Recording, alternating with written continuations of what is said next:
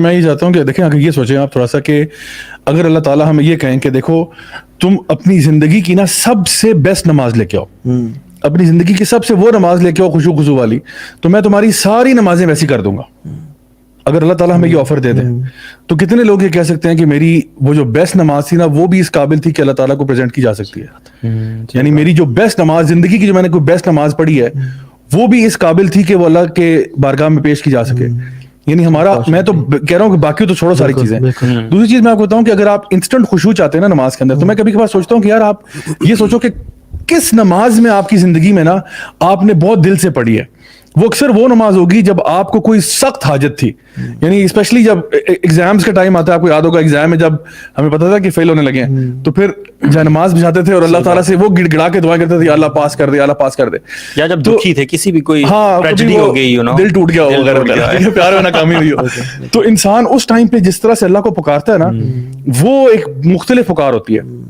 جو آپ کی روٹین میں نہیں آتی. اب اس کے پیچھے اگر آپ انالیسس کریں تو ایک وجہ جو میں نے سمجھی ہے وہ یہ ہے کہ جب آپ کو اللہ تعالیٰ سے کچھ چاہیے ہوتا ہے نا شدت سے، تو آٹومیٹکلی آپ کی نماز کے اندر خشوع آ جاتا ہے،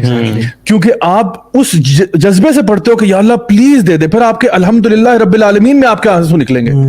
کہ آپ کہو گے کہ یا اللہ بس مجھے تو دے دے کسی طریقے سے. اور پھر آپ قل اللہ پڑھو گے یا قل اعوذ برب الفلق پڑھو گے یا قل اعوذ برب الناس پڑھو گے، کچھ بھی پڑھو گے، اس میں آپ کے آنسو نکل رہے ہوں گے کہ یا اللہ بس مجھے عطا فرما دے، مجھے تجھ سے بس یہ ایک چیز چاہیے.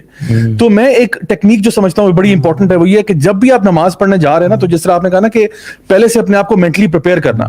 ایک تو یہ پریپیئر کرنا کہ میں اللہ سے ملنے جا رہا ہوں. مطلب ویسے آپ کسی بندے کو ملنے جاتے ہیں، کسی دنیاوی بندے کو، ویسے کسی فار ایگزامپل آپ کسی بھی ہیڈ کو ملنے جا رہے ہیں، ڈپارٹمنٹ کا ہیڈ ہے، کوئی ایسی چیز ہے، تو آپ پورا تیار شیار ہو کے سوٹڈ بوٹڈ ہو کے جاتے ہیں بڑے تمیز کے ساتھ، کسی بڑی پرسنالٹی کو ملنے جا رہا ہوں. تو یہ نعوذ باللہ اللہ ہی رہ گیا پیچھے جس کے لیے آپ اتنے کیئرلیس ہو کے جا رہے ہیں، پہلی بات. دوسری بات یہ کہ جب آپ کو پتا ہے نا کہ میں نے کچھ اللہ تعالیٰ کے سامنے اللہ سے کچھ مانگنا ہے، تو اپنے پاس، یعنی دعا ہو العبادہ، دعا جو ہے وہ عبادت ہے، تو پہلے سے آپ سوچیں کہ میں نے اللہ تعالیٰ سے نا اس نماز میں یہ چیز مانگنی ہے آج، اور میں نے ٹکا کے مانگنی ہے. تو اس سے لے کے آنی ہے، میں نے اتنا مطلب گڑ گڑا کے اللہ تعالیٰ کے آگے مطلب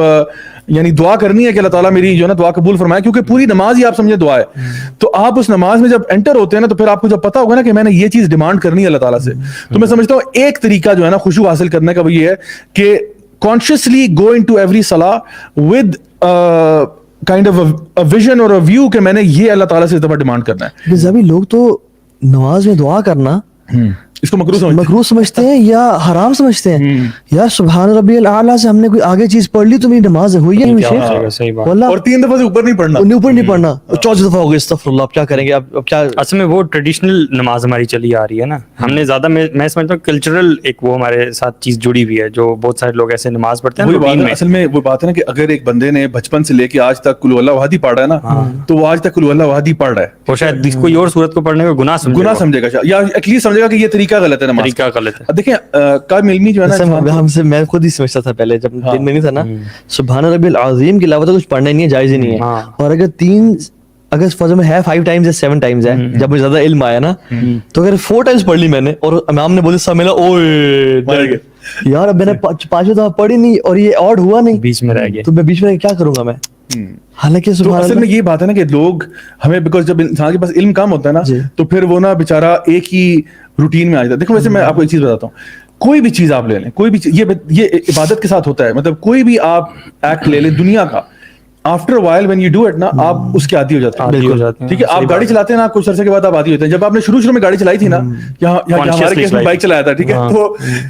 شروع میں جب آپ بائک چلاتے ہیں نا تو آپ بڑے کانشیس ہوتے ہیں، یہاں کہیں ادھر نہ ہو جائے، کوئی ادھر نہ ہو جائے، کوئی گر نہ جائے، کوئی فلان ہو جائے. After a while it becomes part of your body, it becomes part of your system, آپ کی عادت ہو جاتی ہے کہ کون سی کرو پہ کتنا بینڈ کرنا ہے، کس سپیڈ پہ جانا ہے. آپ سوچ ہی نہیں رہے ہوتے، آپ کی سوچ کہیں اور ہوتی ہے. آپ بائک خود ہی چل رہا ہوتا ہے، گاڑی بھی آپ خود بخود چل رہی ہے، آپ کچھ اور سوچ رہے ہیں. وہ تو ایک تمہارے سب کانشیس مائنڈ میں ہے نا. کل جب میں نے خرم بھائی کے والد صاحب کو کی ڈیڈ باڈی کو اللہ تعالیٰ ان کی بخشش فرمائے، درجات بلند فرمائے، ہاتھ لگایا نا، میرا جسم کانپ گیا کہ یہ ڈیڈ انسان ہے اور یہ ڈیڈ باڈی ہے. اور میں نے کافی عرصے بعد کسی ڈیڈ باڈی کو ہاتھ لگایا اور اپنے سامنے دیکھا.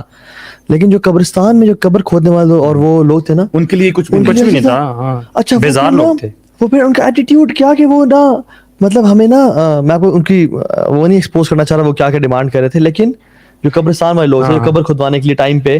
سبحان اللہ، اور ان کی ایکٹیویٹیز اور سب کچھ دیکھیے، they were desensitized کہ یار مردے کو آپ قبر پہ روزانہ اتارتے ہو تو آپ کا تو تقوی کا وہ لیول ہونا چاہیے کہ جو ہم اس دن فیل کرتے ہیں, لیکن آپ کو تو پرواہ کوئی نہیں. وہی بات ہے نا, آپ کوئی بھی چیز بار بار کرتے ہو نا تو وہ آپ کی عادت بن جاتی ہے, اس کو مطلب اس عادت کے فارم سے باہر نکالنے کے لیے آپ کو کانشیس ایفرٹ کرنا پڑتا ہے. اور یہ میں آپ کو بتاؤں یہ ہر عبادت کے ساتھ بریک دا سرکل, وہ ایک سائیکل آپ نے توڑنی ہے اور آپ نے اس میں کچھ نیا لے کے آنا.